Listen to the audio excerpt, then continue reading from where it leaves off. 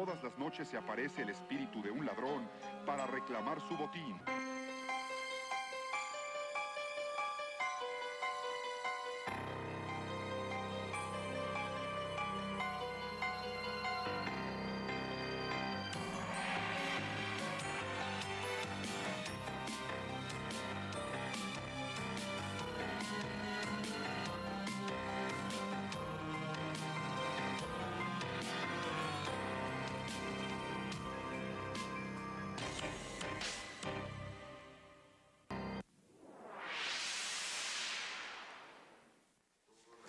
Cuenta la leyenda que a principios de siglo, en la región de Coacalco, vivía Constanzo Rodríguez, el ladrón más temido de los caminos y ferrocarriles de aquella época.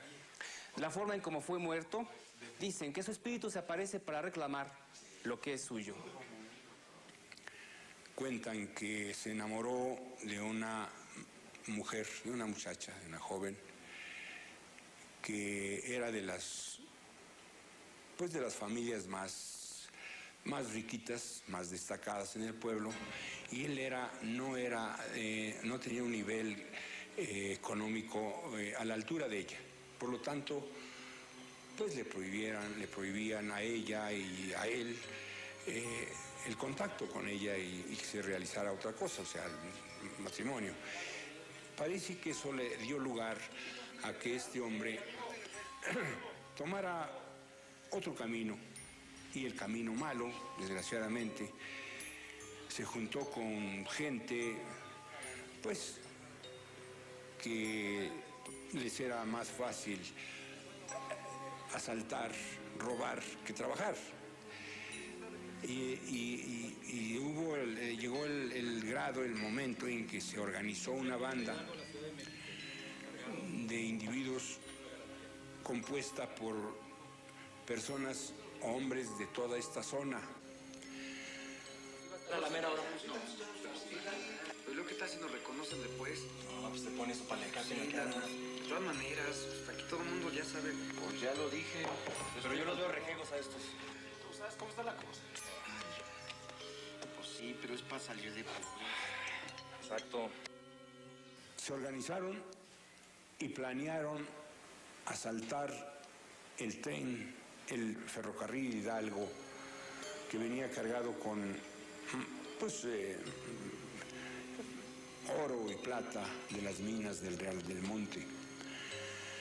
Se organizaron en tal forma que en primer lugar, fueron y se robaron unos animales, unos toros, unos bueyes, los mataron, 2, cogieron sus pieles de esos bueyes, los amarraron con un lazo y los pusieron en la vía, una de cada lado, y así lo hicieron. Pararon el tren, lo descarrilaron y se apoderaron de todo el botín que más pudieron.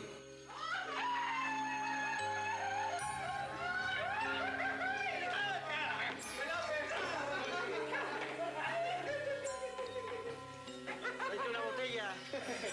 Pero de la buena.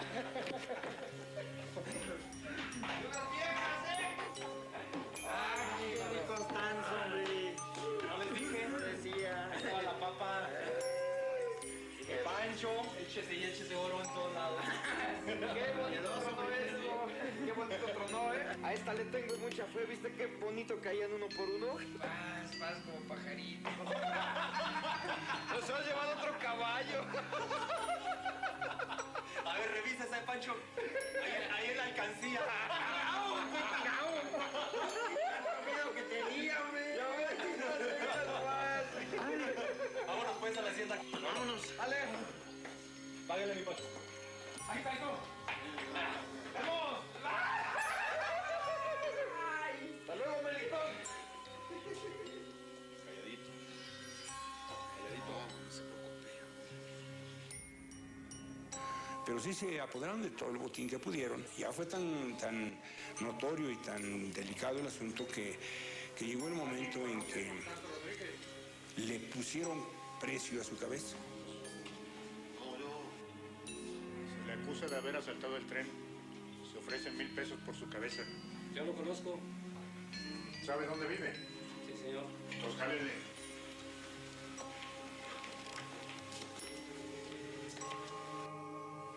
Pero no en el caso de Constanzo Rodríguez, que era el jefe de la banda, que vivía aquí en Coacalco y nativo de Coacalco, como ya lo dije. A ese nunca lo pudieron capturar, menos recuperar el botín. Este hombre era desconfiado y salía de esa casa que le digo a usted que tenía a la orilla del pueblo, salía hacia unos magueyales a raspar, a traer el aguamiel para su pulque de él. Ellos buscaron un lugar donde pudieran tirarles sin peligro ellos y encontraron un maguey que estaba cerca de un árbol. Se subieron al árbol a buena hora, así que cuando este llegó no supo que estaban arriba del árbol y con escopetas de esas de atacar, se llama de chispa, cargadas con postas, cuando él estaba raspando y chupando el aguamiel, le dispararon y lo hirieron de muerte. Nadie supo dónde se quedó el botín. A su muerte nadie supo si el nuevo dueño de la hacienda se quedó con el dinero o solamente eran especulaciones de la gente. También se comenta por parte de ellos que todas las noches venía el espíritu de Constanzo a reclamarle su botín. Pasó el tiempo y un señor, precisamente ese señor, don José María Guerrero, compra la casa o se queda con la casa, le compra a la mamá de la casa y luego se la renta a un señor, don Adelaido Telles. Y este hombre, ya es la leyenda que supo que don Adelaido se quedó con ese botín. Entonces, por mucho tiempo, bueno, hasta que murió don Adelaido, y dicen que murió a consecuencia del miedo que le daba salir, porque a las 12 de la noche siempre estaba parado el caballo en el puente con Constanzo arriba, vestido de charro, y le gritaba: Adelaido, sálvame, manda hacer quién sabe cuántas misas, porque necesito que me salves. Con el dinero que sacaste, sálvame. Pero no dejaba de gritarle el fulano aquel en el caballo. Todas las noches o cada tercer día, no sabemos cuánto, se hizo tan notorio aquello que la gente en la noche en Coacalco no pasaba por ahí. No, espantan.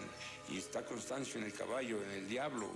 Y se hizo muy famosa esa leyenda del caballo de Satanás de Constanzo Rodríguez. El jinete continúa cabalgando en nuestros días. ¿Verdad o ficción? ¿O el alma de un delincuente que busca descanso paseándose por lo que eran sus terrenos? Lo cierto es que hasta nuestros días sigue siendo un caso sin resolución.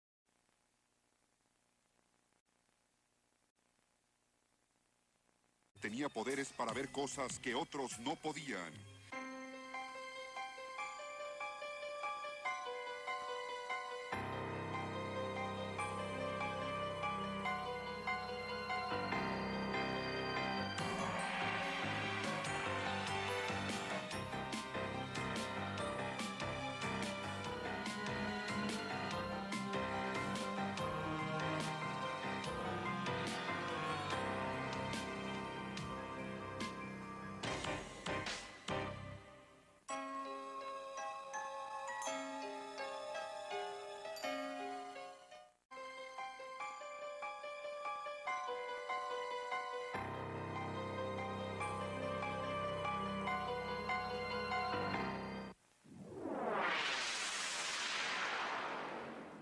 Lo que inició como una fantasía infantil se convirtió en una gran preocupación.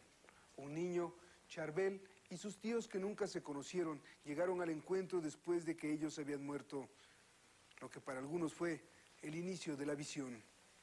A veces los ven en las paredes, en las puertas, en los muebles. Me veo vestido de blanco cuando yo me duermo. A veces despierto en la madrugada. Yo la veo que ella me agarra el brazo para que yo me vaya con ella. Tenía 2 días exactamente para que falleciera mi cuñada. Él no la conoció en todo el tiempo que estuvo en el hospital, ni no fue al sepelio con nosotros. A mí la primera vez que me platicó ese viernes, porque fue un viernes para amanecer un sábado, que su tía había venido a platicar con él, que le había venido a decir que se iba a hacer un viaje muy largo. Dice, y me jalaba de la mano, mami, quería que me fuera con ella. Y le digo, no, pero es que no puede ser. Se despertó llorando, yo inclusive le dije, a lo mejor todavía está soñando, está un poquito somnoliento.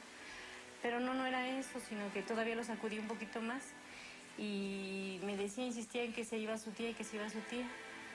Pasaron como 10 minutos y ya un poquito más despierto me dijo, ya se va mi tía, se viene a despedir de mí. Yo no sabía lo que pasaba ni tardé un poquito para aceptar la realidad, porque se me hizo un poquito extraño que inclusive me dijera que ya se iba su tía de viaje, porque pues nadie sabía que se iba de viaje. Yo sabía que estaba muy enferma en el hospital, ya casi agonizando, porque se ve muy malo. Entonces el niño pasa el siguiente día y la vuelve a soñar. Se viene el deceso el día domingo, nos avisan en la madrugada y él nunca fue al sepelio, él nunca estuvo con ella ni supo cómo iba vestida. Yo inclusive cuando él me platicó yo le dije que cómo la vio vestida, porque a veces yo como madre sé que los niños fantasean, ¿no? Y le pregunté que qué es lo que había visto, que cómo la había visto, y me dijo que estaba toda de blanco, que traía un pantalón morado, pero no era un pantalón, sino que pues yo sabía que le habían puesto unas calcetas, unos calentadores. Y sí, fue toda de blanco efectivamente, y así como me la describió mi hijo, así se fue ella vestida. Entonces a mí me pareció un poquito raro. Y en el primer día estábamos desayunando en la barra. Está mi esposa, mi mamá, mi tía, y mi hijo, y yo a un lado de él. Entonces todos estábamos ya desayunando, y él no quería ingerir sus alimentos. Entonces yo sí le dije, pues, ¿por qué no quieres desayunar? Y volteaba exactamente donde estaba mi esposa. Le digo, ¿qué tienes? Nada. ¿Y qué tienes? Pero la mirada ya la tenía fija y no, y se le estaba poniendo pálido al niño. Entonces le digo, ¿qué tienes? Volteé y se me queda viendo. Le digo, ¿tienes ganas de llorar? Pues adelante, hazlo. Y soltó el llanto muy fuerte. Y le digo, ¿qué pasó? ¿Qué viste o qué estás viendo? Y me dice, es que está ahí. Pues, yo le dije, pues ¿dónde? Dime tú, ¿dónde está? Dice, ahí. Pues le digo, ¿dónde ahí? Junto a tu abuelita, junto a tu mamá, junto a tu tía. No, se está ahí atrás de mi mamá, le está agarrando de la espalda. Dije, ah, caray. Le digo, bueno. Pero seguro que no estás imaginando. Se vinieron la serie de rosarios, el niño empezó a tener mucho miedo porque no era de los niños que tú le decías, ¿sabes qué? Pues ve al cuarto y iba rápido como si nada. Pero nomás fue de que vio a su tía el primer día y ya no quería subir solo. Se atrancaba, cuando se atrancaba la subida de la puerta, de las escaleras, volteaba y ya no quería subir. Esto me da miedo, porque una vez cuando mi papá me mandó a dormir allá arriba yo solo, yo le vi que ella me platicó que ella se va a ir de viaje, que se va a ir de viaje al cielo. Siguieron los rosarios y fuimos a llevar la cruz de cal al panteón. Llegando allá, le pedimos al Señor que hiciera el favor de abrir el hueco que se hace en la tumba. Entonces mi mamá la iba a depositar y me dijo, no, abuelita, yo lo hago. Y dice mi mamá, no, sí, abuelita, yo lo hago. Dice, bueno, ¿por qué lo quieres hacer? Dice, es que mi tío Aurora me dijo que yo lo pusiera. Y yo volteé así muy extrañado y le dije, ¿a qué horas te dijo? Dice, ahorita, dice, aquí está. Le digo, ¿cómo? Dice, sí, aquí está. Y también aquí está mi tío Tony. Ella, mi mamá, entonces le entregó la caja. El niño la depositó en su tumba de mi hermana. Se tapó, se le echaron su tierra y todo, se volvió a acomodar. Y le pregunté, ¿seguro que viste a tu tío? Dice, sí. Dice, cada uno está agarrando a mi mamá, uno de su mano, de cualquiera de sus dos manos. Dice, mi tía a la derecha y mi tía a la izquierda. Pasó un cierto tiempo, volvimos a ir al panteón. Y mi hijo nos volvió a decir, aquí está mi tío. Entonces mi mamá es muy sentimental, estaba llorando. Entonces voltea hacia un lado de donde está la cruz de mis dos hermanos y se queda viendo. Y dice, papá, digo, ¿qué? Dice, abuelita, y me contesta mi mamá, ¿qué? Dime, hijo. Dice mi tía que ya no llores, que ella está bien, aquí donde está muy bien. que ya dejes de llorar. Dice, y mi tío Toño dice lo mismo, que ya no llores, que los dejes descansar. Pues sí nos quedamos extrañados. Pues un niño que te diga esas palabras, pues es un poquito extraño que él las mencione, ¿no? Bueno, pues ya emprendimos el regreso y llegamos aquí. Le digo, ¿qué pasó? ¿Seguro que viste a tus tíos? Sí, ahí estaban mis 2 tíos, estaban junto a mí, y me estaban diciendo eso. Por eso le dije a mi abuelita que ya no llorara, porque ellos así son. A pesar de que el niño estaba seguro de lo que veía y decía, la duda de los padres era cada vez más fuerte. Sin embargo, trataron de justificar el hecho, diciendo que el niño podía tener dones sobrenaturales. Lo cierto es que para los padres recordar aquella época aún los estremece. Y bueno, sí, todas esas cosas que coinciden mucho con lo que él me cuenta. Por eso decía yo, es que no puede ser una exageración ni puede estar mintiendo tanto una criatura de esa edad, ¿no? Y cuando me fui dando cuenta de todo lo que pasaba, pues dije, bueno, es que no puede, yo no lo podía entender y hasta la fecha se me hace difícil entenderlo porque soy un poquito, pues no sé, así como que no creo mucho en esas cosas, pero a él, con lo que me ha contado, a veces hasta miedo me da. La verdad, me da miedo, porque soy un poquito escéptica, pero con mi hijo me he vuelto un poco así como que ¿qué ves? ¿O qué te pasa? ¿O qué tienes? Y pues sí, a cualquiera, ¿no? Todavía me acuerdo y es como que se me enchina la piel. Y eso es lo que me ha contado más, que son cosas que ha visto aquí en la casa. Bueno, es que yo la veo allá arriba en el cuarto, en las paredes. Ella me platica que yo me vaya con ella, allá al cielo. La fantasía de un niño permite cosas que a veces los adultos no entendemos. Para Charbel fue un hecho real. Para los padres, una fantasía más. Fantasía que lo pudo haber llevado a otro mundo. Lo cierto es que nadie lo ha podido explicar, quedando esto como un caso sin respuesta.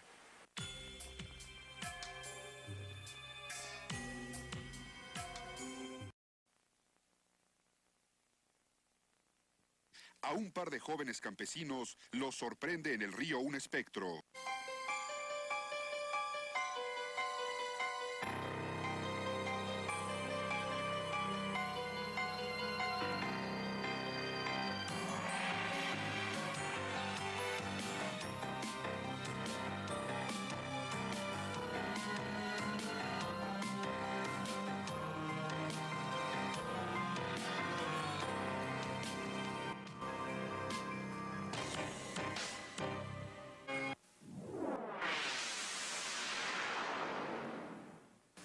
¿En cuántas ocasiones usted ha tratado de romper la rutina diaria? Esta noche le vamos a presentar cómo 2 niños, buscando una forma de diversión, se enfrentaron a una terrible pesadilla con el espectro.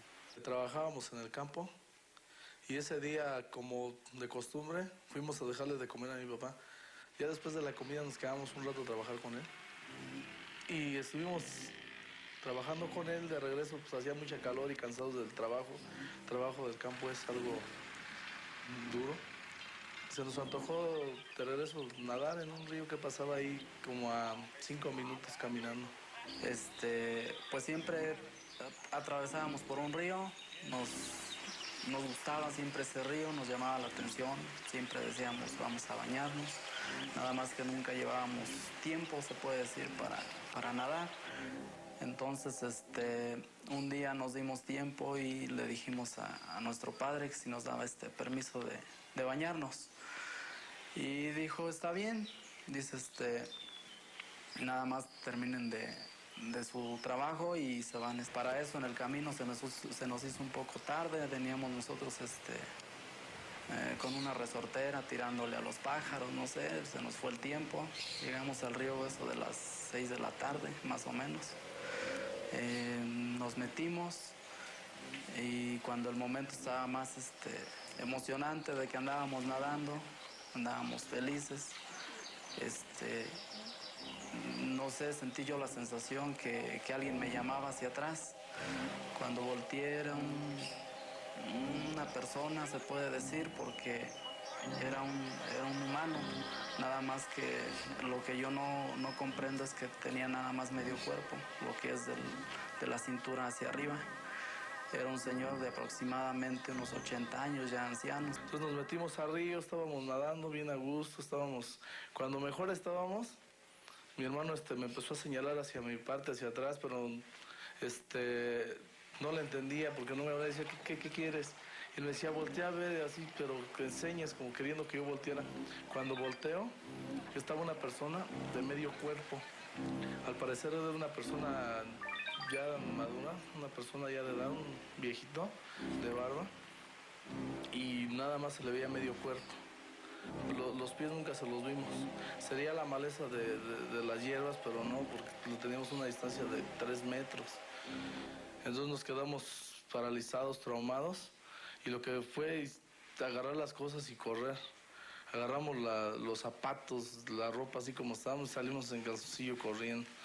Y no paramos hasta, vamos a decir, unos 500 metros. Y no nos explicamos, yo y mi hermano, qué cosa era.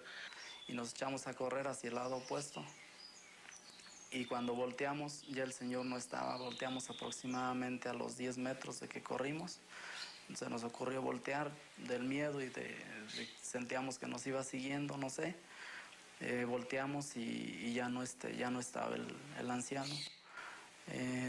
Posteriormente ya no quisimos pasar por ahí. Precisamente los hermanos Domínguez, con el paso del tiempo, trataron de razonar lo que había pasado en aquel entonces. Ellos argumentaban que la llamada curva del diablo podía ser el origen de todas estas apariciones y con ello tal vez alguna alma que buscaba su descanso. Nos dábamos cuenta que ahí a una distancia de 300 metros pasa la carretera que va a Morelia y muy seguido hay accidentes ahí. Ha habido muchos muertos, esta curva es muy conocida. Se llama la curva del diablo, así le dicen. Nada más que nos cae de raro porque siempre hay muchos accidentes ahí, hay muchas cruces. No sé, hay muchas personas que ahí tienen su historia de que ha habido muchas apariciones. Y no sé, ha habido de distintas apariciones, aparte de ancianos, niños. Como ha habido muchos accidentes, puede hacer que sean muchas las personas que se hayan muerto ahí y sigan penando, no sé. Un señor que venía de Morelia para acá venía en estado de ebriedad y se volteó ahí también.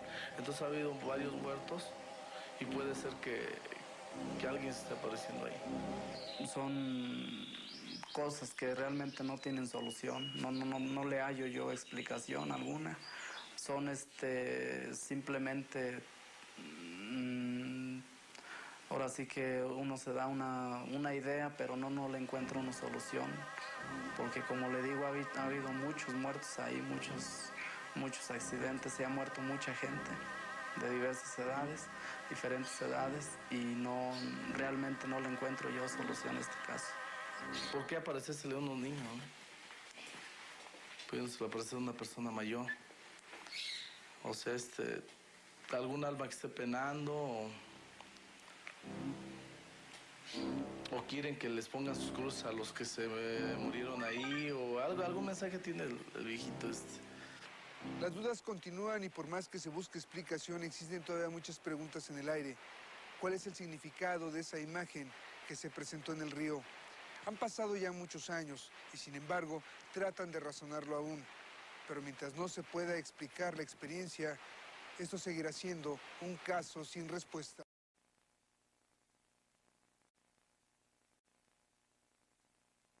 En Tenayuca, una familia le provocó tanto dolor a la Virgen que la hicieron llorar lágrimas de sangre.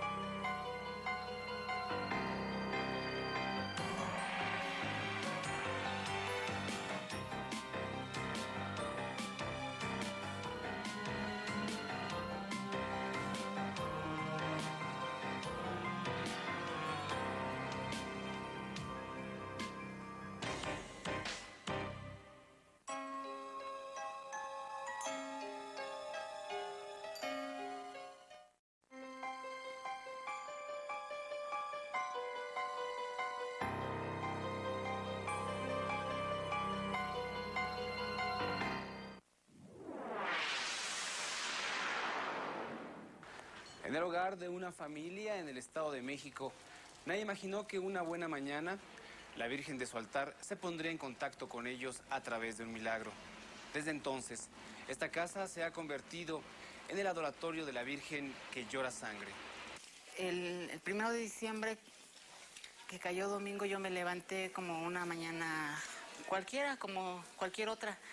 Incluso ese día mi mamá agarró y me dijo que le había encontrado unas manchas a la Virgen en su rostro. Me dijo que pues, podía haber sido pues, basura o cualquier otra cosa que se le haya parado una mosca y le haya dejado suciedad. Mi mamá la limpió, yo hice mi quehacer normal, seguí mis actividades del día. Y ya después llegó la tarde, me metí a bañar, salí de bañar, salí del baño como a las 4:30 y en ese momento encontré su corona de la Virgen de Guadalupe tirada en el suelo. Agarré y se la puse en su cabecita. Y al momento de ponérsela empezó a llorar lágrimas de sangre. Y en ese momento, yo me quedé sorprendido, me entró escalofrío, miedo, tristeza. En ese momento agarré y le grité a mi mamá. Le dije, mamá, ven. Me dice, ¿qué pasó? Le digo, ven a ver a la Virgen. Y como los niños andaban jugando afuera, pues yo pensé que habían roto algo. Y le digo, ¿qué pasó? ¿Qué quieres? No puedo ir. Dice, no, es que ven, me urge que vengas. Entonces ya salimos, mi comadre y las dos personas que estaban aquí y yo. Y dice, y mira cómo está la Virgen. Y toda la carita la tenía pues llena de sangre. Y le digo, no, es que alguien la manchó o alguien le echó algo, le digo. A pesar de la consumación de los hechos, un sacerdote de la comunidad pidió a todos los fieles que guardaran calma hasta no comprobar si esto en verdad era lo que ya habían dicho, un milagro. Y después su comadre de mamá estaba aquí presente también, la señora Beatriz Cisneros, también la que se dio cuenta de ese hecho que ocurrió aquí en la casa. Incluso ella me dijo, ¿sabes qué, Rodrigo? Ve y cómprale una veladora. Ahorita se la prendemos. Le digo, sí, Betty. Ya agarré, me salí, le fui a comprar su veladora. Al poco rato regresé y se la prendieron. Al momento de prenderle la veladora, se la colocaron en su mesita. Al momento que se la colocaron la veladora, empezó a llorar otra vez sangre. El padre Andrés de Valle Ceilán me hizo favor de venir porque fueron por él. Entonces, él vino, vio a la Virgen y me dijo que me esperara, ¿no? Porque o sea, las cosas que hace la mano del hombre, pues se acaban. Las que son cosas de Dios perduran. Y le digo, sí, padre, yo entiendo lo que me quiere usted decir, le digo. O sea, no se preocupe, yo pues entiendo, ¿no? Dice, pues vamos a esperar. Dice, a ver qué pasa. Le digo, sí, padre, no hay problema. Para esto que vino el padre fue como a las 4 o 5 de la tarde. Se fue el padre, empezamos a rezar un rosario y como a las 10:30 de la noche empezó a manifestarse otra vez la Virgen. Entonces aquí estaban unos muchachos que la vinieron a ver y pues también se quedaron sorprendidos, ¿no? Aquí lo comentamos entre la familia y al parecer una señora escuchó y se empezó a correr la voz. Ya para las 12:30 de la tarde, pues esto estaba inundado de personas. Pues para mí, en mi punto de opinión es de que los problemas que ha habido en mi familia, con mis padres, con mis hermanos, pues de que la Santísima Virgen quiere que nos unamos más, de que ya no nos quiere ver peleando, ni a mis papás, ni con mis hermanos, que mis hermanos pues hagan su vida normal. Pues para mí es un milagro. Es un aviso de la Santísima Virgen de que algo quiere, de que algo necesita, de que nos pide que no nos alejemos de ella. Milagro o ficción, lo cierto es que el hecho mantiene consternados a la comunidad que cree en la Virgen de Guadalupe. Pero si en verdad lloró sangre, es un caso sin respuesta.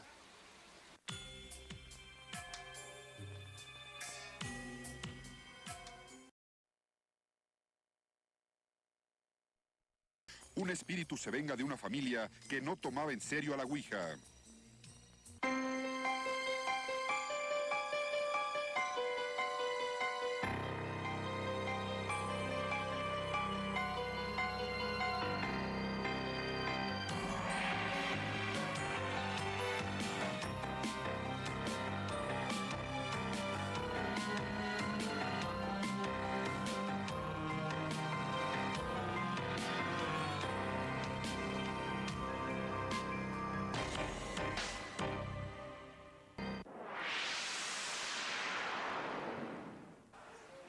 Todos hemos sabido lo peligroso que es jugar con fuerzas desconocidas. Una de las más populares, sin duda, es la tabla ouija. ¿Cómo le sucedió a este grupo de personas donde invocaron a un espíritu y en donde, a causa de esto, casi una mujer acaba en el manicomio? Esto nos pasó cuando empezamos a jugar la ouija en la casa de mi hermana, que se llama Elvia. Nos reuníamos 6 personas en su casa de ella y jugábamos esta ouija de 7 a 5 de la mañana. Lo que pasa es que empezamos a preguntarle pues cosas sin importancia, pero después nos empezaron a pasar muchos fenómenos. Y siempre llegaban como a las 7 de la noche a jugar. Entonces nosotros inclusive hasta prendíamos velas y o sea, hacíamos nuestra reunión ahí. Y esa ocasión ya era como las 12, cuando pidieron que se manifestara. Esa ocasión el lavadero quedaba por fuera de la casa. Esa ocasión donde está el lavadero se oyó un lamento muy feo, que a todos nos erizó la piel. Entonces nos dio tanto miedo y nos salimos corriendo todos. Después mi cuñado, que se llama Oscar, él también nos decía que le preguntáramos cosas más sustanciosas, ¿no? Entonces él empezó a preguntar que quién era, que si era un espíritu bueno o era un espíritu malo, que se manifestara. Entonces para eso la tabla nos contestó. Cuando se le pidió a la tabla que indicara el nombre del espíritu con el cual nos comunicábamos, él le indicó un nombre y era Soledad. Nada más indicó eso. Nunca se nos ocurrió pensar que nos indicara de qué lugar venía. Simplemente cuando le preguntaran si era un espíritu bueno o malo, él indicaba que era un espíritu malo. Era lo que él indicaba y que su nombre era Soledad. Entonces, por toda la terraza por fuera, empezaban a tocar ventanas, tanto por fuera, ¿sí? Y pues inclusive yo lo llegué a ver, era una persona alta, jorobada, estaba totalmente vestido de negro, tenía su pelo rizado, largo, chino, así como engrifado, y los ojos en blanco. Era una persona muy, muy burlona, muy burlona. Sí que este espíritu se manifestaba por medio de una sombra al principio de todo esto. Esa sombra se situaba siempre en el baño. Inclusive cuando yo o mi marido Rodrigo nos estábamos bañando, teníamos una cortina de plástico de baño y se asomaba alguien hacia esto y todavía pensando uno que estaba demasiado alto para que alguna persona se pudiera asomar.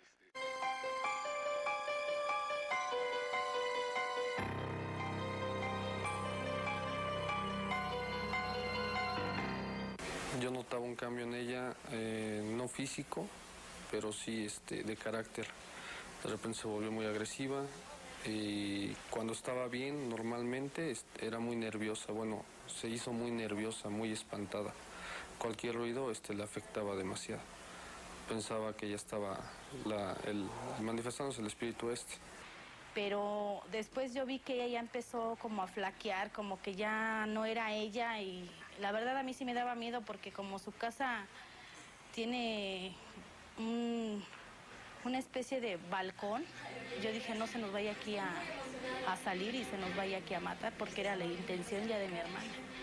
Incluso a una de mis hermanas que se llama Tere le dijo, ¿sabes qué? Dice, pues si quieres quédate y pasa aquí la noche conmigo, pero o sea, ella no era ella. O sea, ella no actuaba, ella estaba como inconsciente. Entonces mi hermana le dijo, bueno, ¿por qué quieres que me quede? Y ella le contestó, no, ¿sabes qué? Que ya me cayeron gordos todos. Y ahorita los voy a matar y la verdad a mí sí me dio miedo.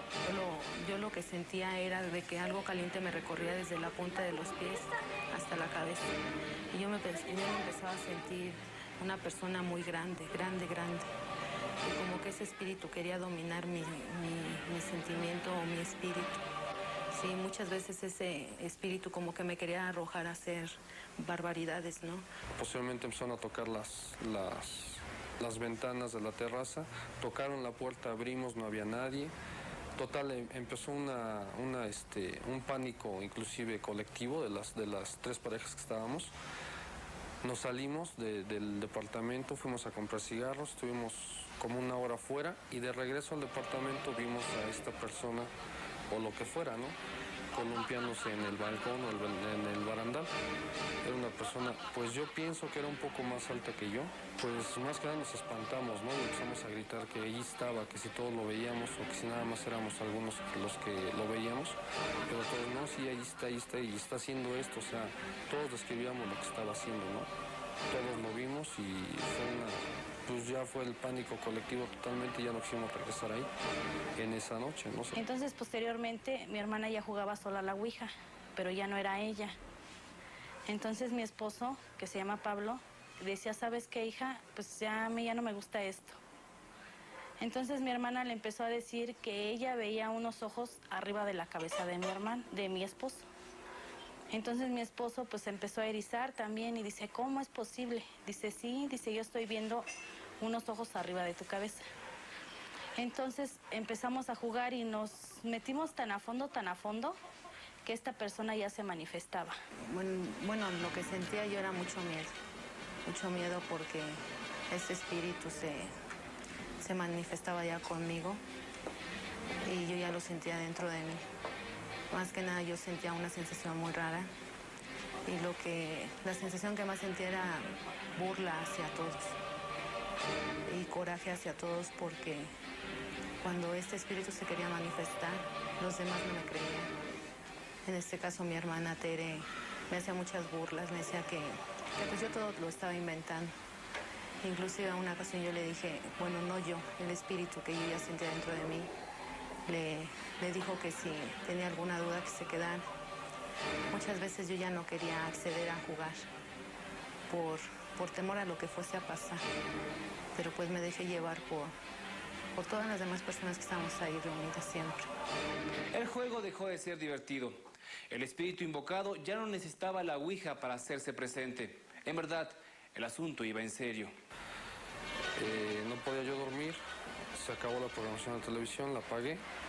Ya me estaba empezando a dormir cuando oí ruidos que ella hacía con la boca, como tronando la boca. Entonces volteé a verla, a ver qué tenía. Y de repente pues me abrió los ojos, pero totalmente en blancos. Y una risa muy burlona. O sea, como que no era su cara, vamos. Del miedo que yo sentía, le pedí ayuda a mi mamá. Le pedí ayuda a mi mamá. Por nuestra religión ella me ayudó. Fue a hacer una limpia a mi casa. Protegió mi casa. Y de esa manera fue que me pude librar de ese espíritu. ¿Qué sucede en la mente de las personas cuando juegan a la ouija? ¿En verdad este simple pedazo de madera tiene poderes para trastornar a cualquiera? Hasta el momento no existe una investigación lógica y concreta. Hasta el momento sigue siendo un caso sin respuesta. Un médico es víctima del odio de un fantasma del ejército de Hernán Cortés.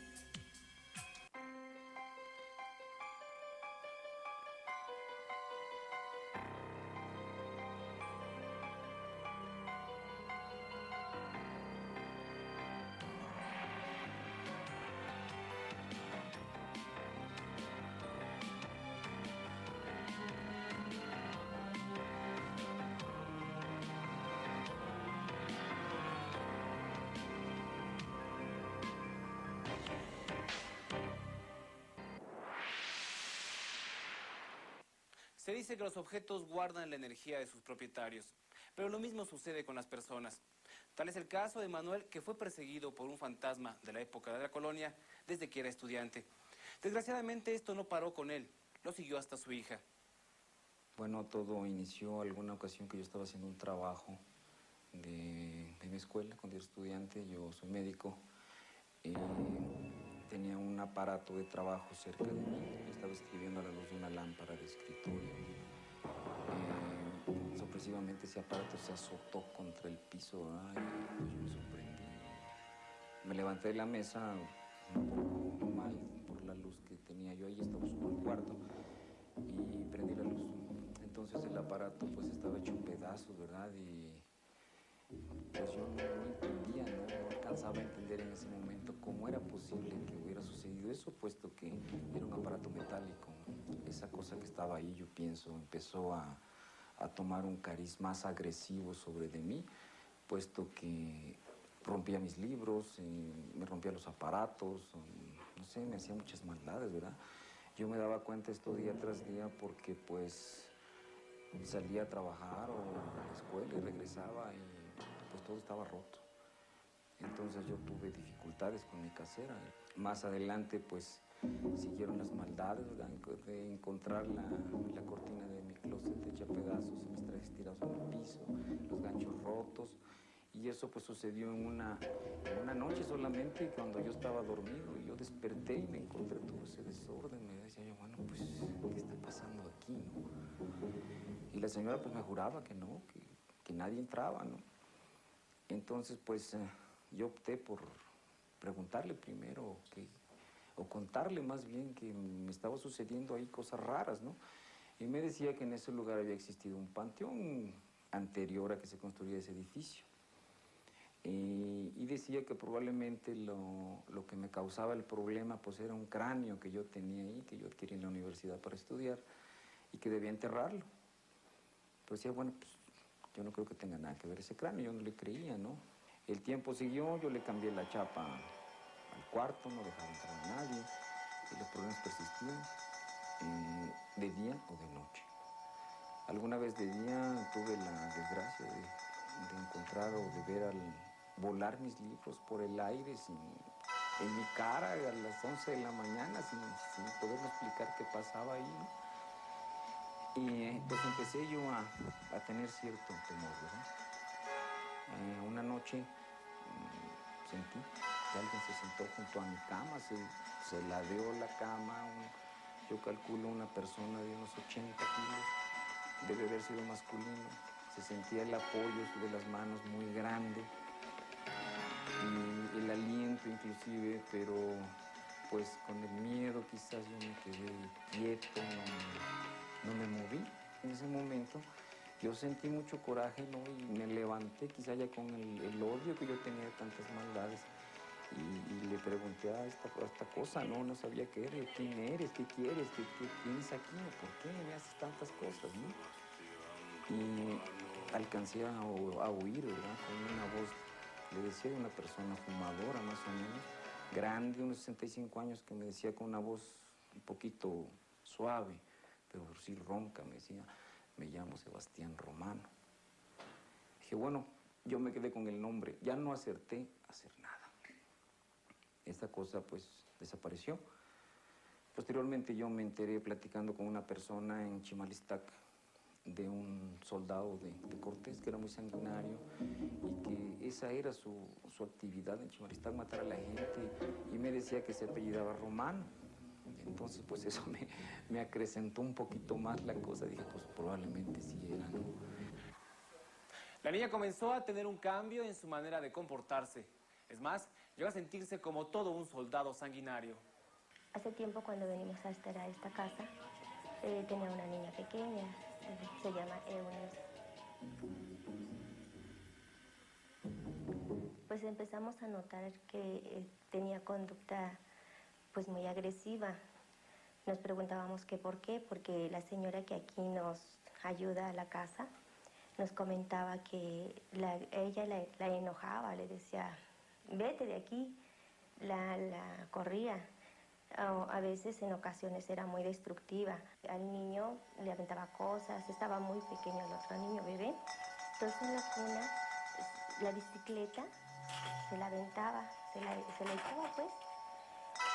Cuando estaba en la tarde, en tiempo de Navidad, destruyó todo el árbol de Navidad, lo aventó hacia la costera, rayaba las paredes. Recuerdo que la señora me decía, fíjese que la niña se portó mal.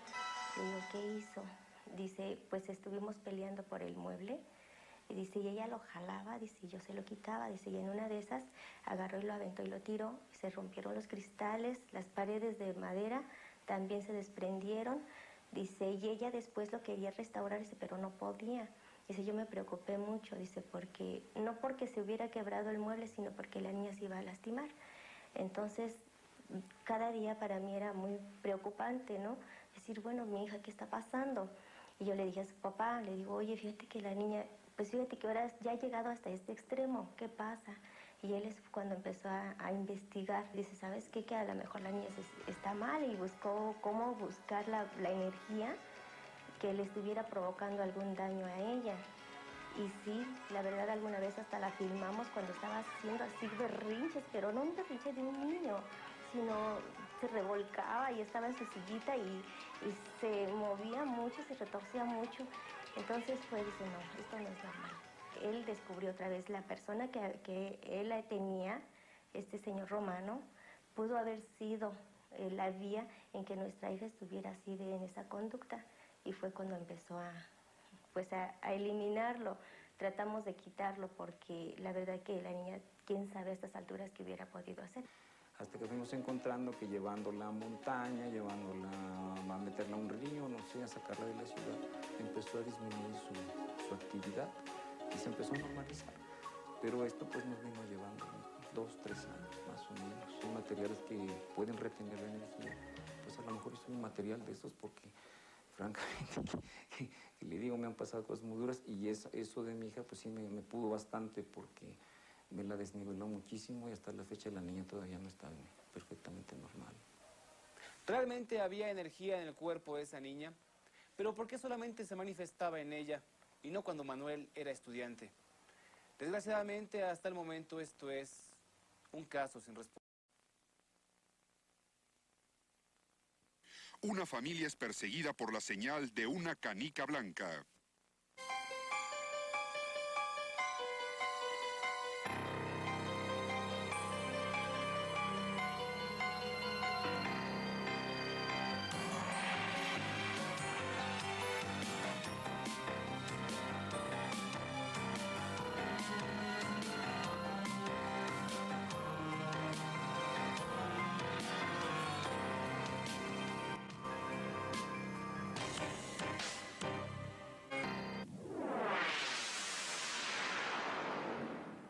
Desde hace más de 50 años, una familia ha tenido que acostumbrarse a la presencia constante de la canica blanca. Y esto no nada más sucede en la casa donde habitan, sino los persigue a donde quiera que vayan, a cada uno de los miembros de esta familia. Quizá es la señal de un miembro de la familia que quiere ponerse en contacto con ellos, lo cual los ha perseguido por más de 3 generaciones. Mi mamá vivía en la calle de Pino Suárez, en una casa muy grande que tenía 2 patios, y ella estaba enferma, estaba sola, y de pronto oyó que botaban una canica abajo de su cama, y se asomó y salió una canica rodando, y se metió abajo de un ropero. Cuando llegó mi hermana, movió el ropero y no había canica ni hoyito por donde se hubiera ido. Y de ahí para adelante, todos estos años, se nos han aparecido canicas blancas a todos mis hijos, a mí. Yo no he tenido la precaución de guardarlas para saber cuántas. Una de mis hijas sí me decía que tenía como 18. Otra creo que tiene 7. De estar así reunidos salía la canica rodando debajo de algún mueble. O si estábamos en la cocina, igual, en donde estuviéramos. Si abordábamos algún camión, también al subir, ahí estaba la canica. A una de mis hijas también le regalaron una vajilla desde Monterrey, se la mandaron, y entre la viruta, abajo de la caja venía la canica. Así que a todos se nos han aparecido. Estábamos en la reunión en la sala, y uno de mis yernos no nos creía lo de la canica. Empezamos a oír que rebotaba la canica y salió corriendo debajo de un sillón. Ahí fue donde él creyó. En la bolsa venía la canica y siempre es blanca.